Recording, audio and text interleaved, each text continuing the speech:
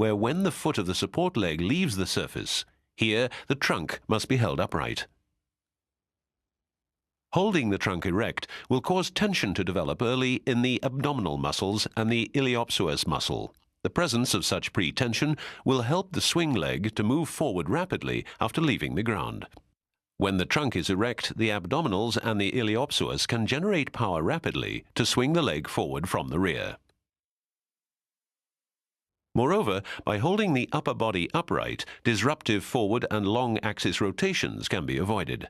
At the end of the push-off, the body's center of mass is far ahead of the point of push-off. If much force is still being exerted at the end of push-off, then forward rotation will develop. At the same time, long axis rotation will also develop if much force is exerted at the end of the push-off. If the left leg is used for push-off, then longitudinal rotation will develop as the left shoulder moves forward. Both types of rotation must be neutralized during the next pace. This can be achieved by placing the foot somewhat ahead and by increasing the ground contact time.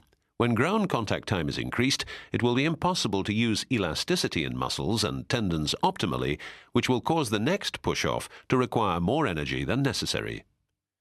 By holding the upper body well upright and by not exerting extra thrust at the end of the stance phase, disruptive rotations can be avoided during the following floating phase.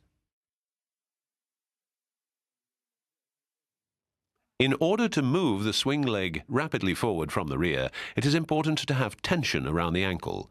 The foot can then leave the surface early so that the swing leg can move forward on time. If little tension is present in the muscles that control the ankle, it will take longer to complete push-off, and the swing leg will move forward slowly and too late.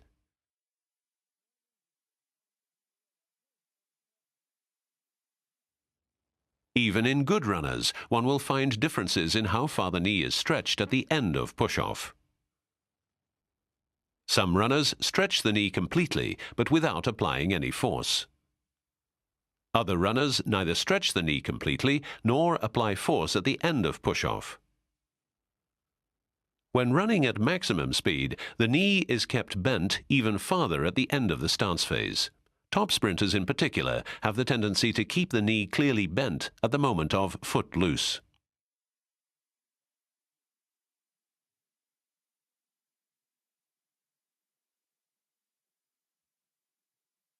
The floating phase lasts as long as there is no ground contact. This phase can be divided into two parts.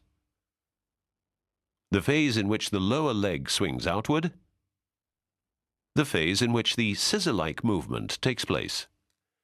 During the first part of the floating phase, the lower front leg swings outward, its hamstrings tighten, causing tension to develop early in the muscles.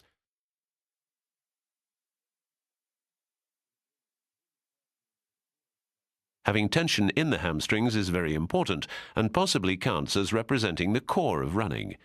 This build-up of tension and elastic stretch in the hamstrings is necessary for two reasons. First, to be able to move the swing leg to the rear forcefully so that the foot of the landing leg can be placed on the ground well beneath the hip.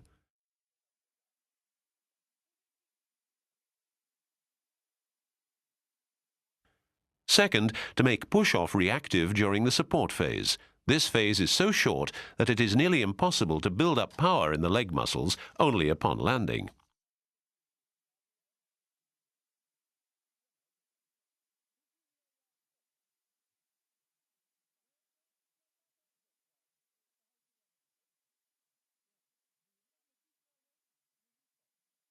Therefore, at the moment of foot placement, the hamstrings must already be highly tensed.